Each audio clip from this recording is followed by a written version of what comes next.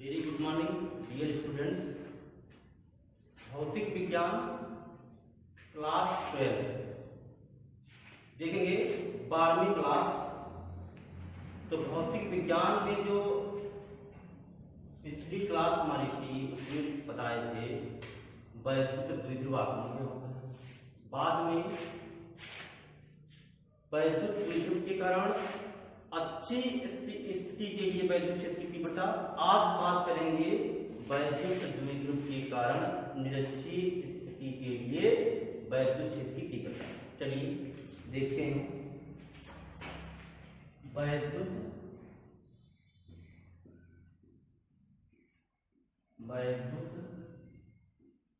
द्विध्रुव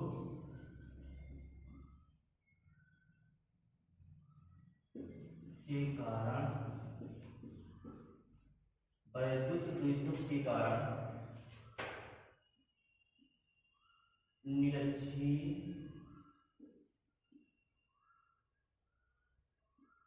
स्थिति के लिए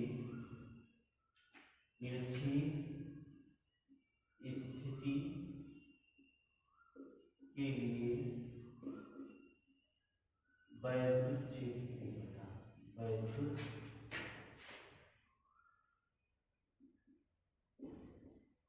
क्षेत्र की तीव्रता।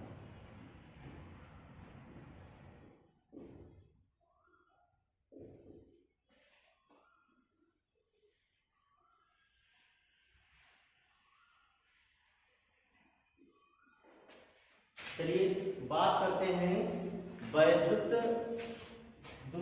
द्विध्रुव के कारण निरक्षी स्थिति के लिए वैद्युत क्षेत्र की तीव्रता। तो सबसे पहले क्या ये फिगर बनाएंगे। फिगर किस प्रकार से होगा।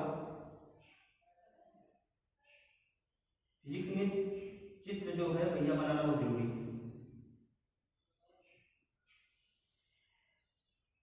ये हमारा ए हो गया, ए को बी मान देंगे। आवेश माइनस भी हो गया और हमारा प्लस भी हो गया। ठीक ना। ये हो गया हमारा आवेश। जो पिछले क्लास में हमारी चर्चा हुई थी कि जब हम कभी भी दो बिंदु लेते हैं तो दो चार्ज लेते हैं। आवेश हमारा एक हमारा आवेश प्लस है, एक हमारा आवेश क्या है माइनस है। अब देखेंगे यहाँ पर बिंदु मान लेंगे पी है और इसके हम देखेंगे घटक ले लेंगे। तो ये हो जाएगा E1 साइन थीटा। तो घटक हमारे क्या हुआ है E1 साइन थीटा हो गया और हमारा बिंदु P से ये हम ले लेंगे दूरी R ले लेंगे। R देकर बिंदु P ये हो गया। अब देखेंगे दूरी यल A से O के बीच की दूरी जो है यल है और O से B की जो दूरी है वो यल है। टोटल हमारी जो दूरी होगी टोटल ये होगी वो 2l होगी। ठीक है ना, 2l होगी। अब देखिए अब हमारा E1 साइन थीटा हो गया, ये हमारा हो जाएगा E2 साइन थीटा। ये हमारा E1 हो गया, ये हमारा E2 हो गया। इनके बीच जो कोण हमारा क्या थीटा है। अब हम जो देखिए E1 साइन थीटा और E2 साइन थीटा है ये हमारे क्या है ऊर्ध्वाधर घटक। अब ये हमारा जो बिंदु P पर जो हमारे घटक हैं क्षैतिज में लेंगे ये हो जाएगा E1 का थीटा और ये हो जाएगा हमारे E2 का। ठीक है ना। कुछ नहीं किए। पहले हम एक आवेश जैसे वैद्युत द्विध्रुव के कारण जो निरक्षी स्थिति के लिए वैद्युत क्षेत्र की तीव्रता है उसमें पहले चित्र बना। चित्र हमारा वो दीजिए दो बिंदु ले लिए, एक पर आवेश माइनस क्यू है और एक पर आवेश क्या है प्लस क्यू है। उनके बीच की दूरी ए और ओ के बीच की दूरी स्मॉल है और ओ और बी की बीच की दूरी है क्या है स्मॉल है। मतलब टोटल हमारी 2l है। आर दूरी पर बिंदु P है। E1 साइन थीटा और E2 साइन थीटा के हमारे हैं ऊर्ध्वाधर घटक हैं और ये हमारे क्या है क्षैतिज घटक। ठीक है भैया। तो भैया लिखेंगे माना R दूरी पर बिंदु O से बिंदु O से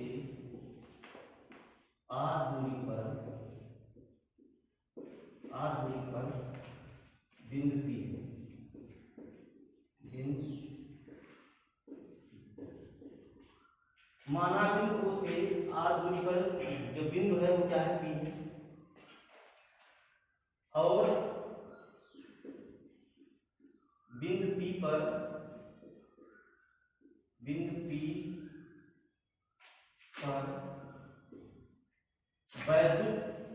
वैद्युत क्षेत्र की तीव्रता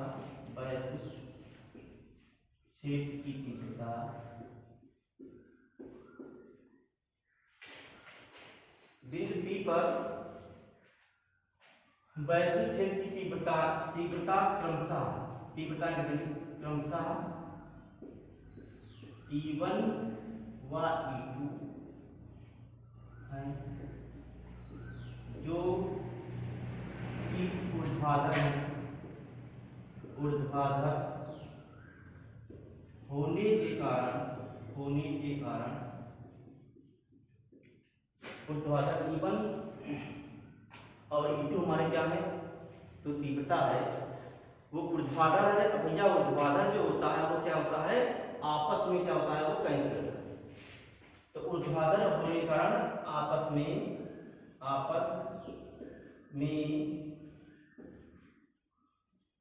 कट जाते हैं या कैंसिल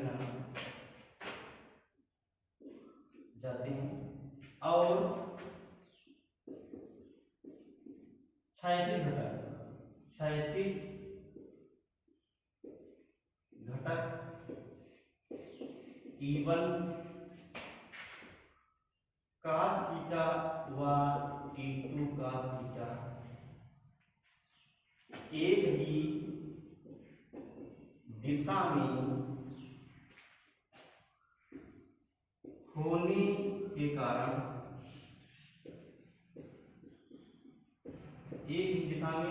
के कारण आपस में जुड़ जाएंगे,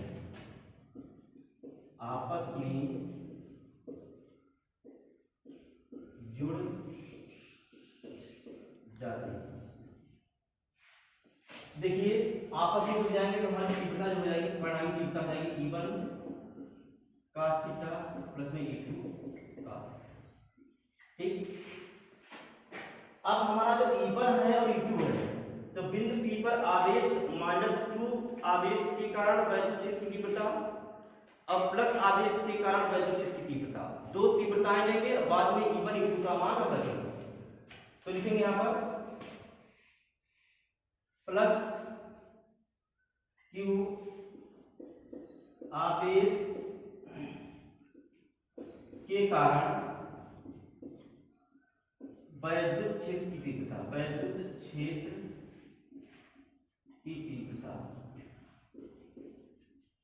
तीव्रता, E1 हमारा हो जाएगा, E1 इक्वल टू हो जाएगा 1/4 पाई करना Q अपान में R। देखिए अब एक चीज देख लीजिए, हमारी दूरी जो होगी, अब जब बात करेंगे प्लस के कारण दूरी हमारी क्या होगी, PB होगी। हमें R दिया गया है और हमें दिया गया है, एक त्रिभुज ले लेंगे POB में पाइथागोरस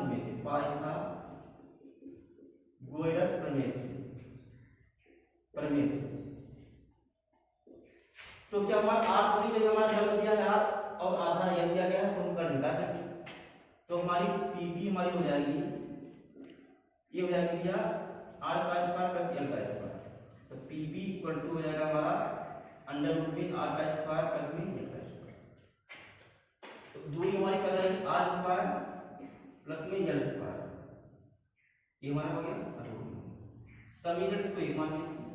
पुनः क्या करेंगे भैया, -Q आवेश के कारण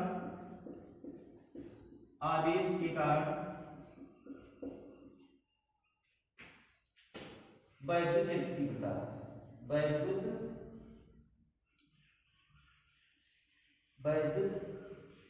क्षेत्र की तीव्रता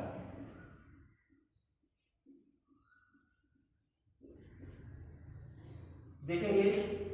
E2 हमारा हो जाएगा 1/4 पाई करना Q अपान में R square plus L square, ये हमारा समीकरण 2। अब समीकरण 1 और 2 से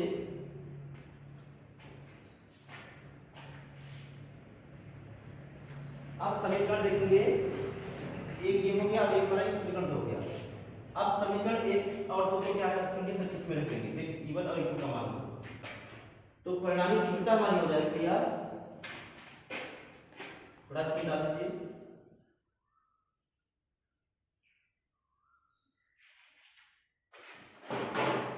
परिणामी तीव्रता लिखेंगे, परिणामी तीव्रता E बराबर दिया है E1 cos theta plus E2 cos, ठीक है ना। E1 का मान और E2 का मान में दिया रख देंगे, तो है 1/4 पाई करना Q/r² plus z square cos theta plus में हो जाएगा 1/4 पाई करना Q/r² अंडर रूट में r स्क्वायर प्लस में z स्क्वायर और का, तो ये हो जाएगा हमारा 1, ये भी कॉमन हो जाएगा, तो 1/4 पाई इधर नॉट Q/में under root r square plus में h स्क्वायर और हमारा cos थीटा प्लस में cos थीटा,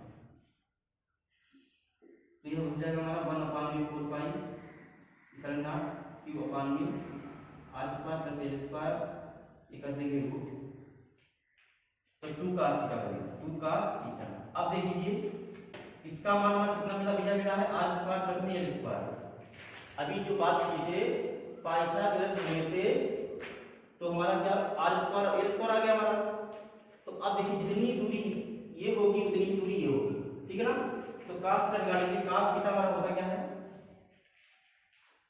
cos थीटा हमारा क्या होता है, देख लेंगे, इससे देख लेंगे त्रिकोणमिति से, तो sin cos में आधार बटे कम हो जाएगा, आधार बटे कम हो जाएगा, आधार कितना हमारा यह है और कर्ण हमारा क्या है अंडर रूट में r स्क्वायर प्लस में h स्क्वायर, सही माना 1/4 पाई Q/r square plus h square, 2 गुणे कितना cos खत्म हो गया हमारा, ये अपान हो गया under root r square plus में h स्क्वायर। देख लीजिए स्क्वायर नहीं छोड़ दिया क्योंकि आपका स्क्वायर ना भी है, देख लीजिए स्क्वायर हमारा रहेगा, यहाँ भी स्क्वायर रहेगा, ये स्क्वायर वाला ठीक। अब देखिए अब बात करेंगे हम, थोड़ा मिटाना पड़ेगा, इसे निकालते हैं,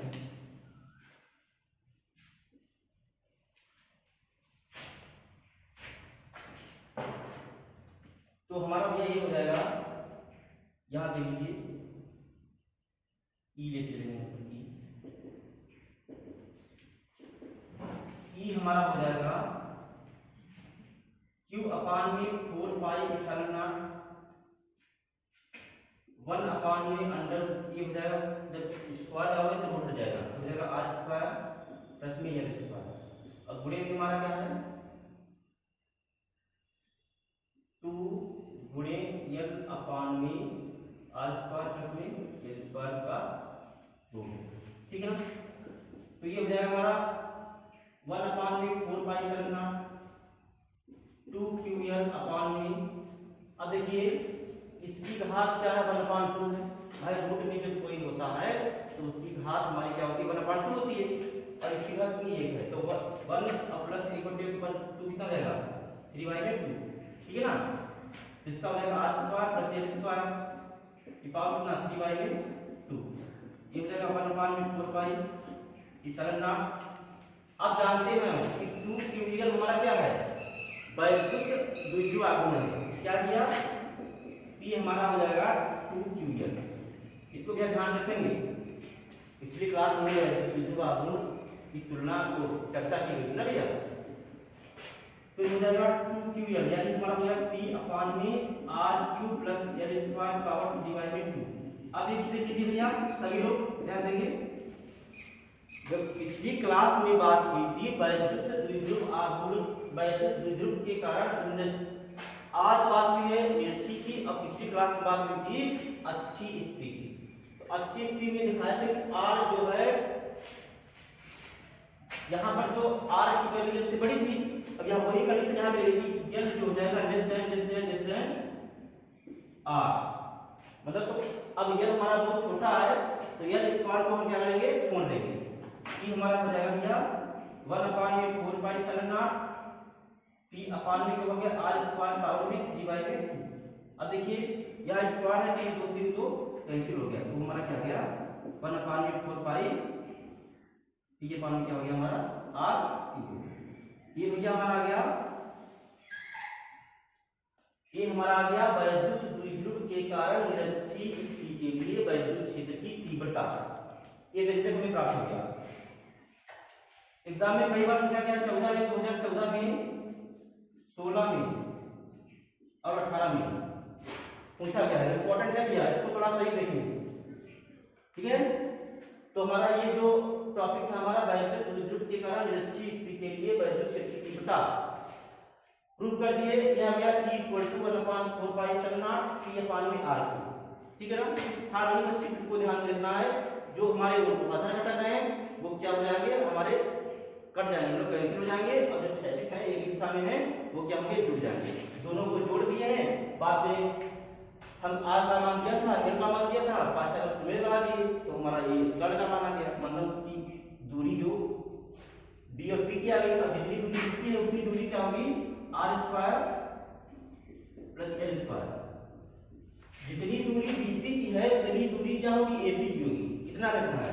तो ये दूरी बराबर इसकी हो गई, तो बाद में जब हम दो समीकरण बना लिए, प्लस आदेश के कारण और माइनस आदेश के कारण, दोनों के अब कुल परिणामी तीव्रता जो घटक जुड़ रहे हैं, कौन जुड़ रहे हैं, E1 cos थीटा और E2 cos theta. E1 E2 का मान निकाल लिया आदेश के कारण, बस में उसके बाद मान रख दिए और कैलकुलेशन कर लिए, बस यह प्राप्त हो गया, ठीक है ना। तो अब देखेंगे अगला टॉपिक।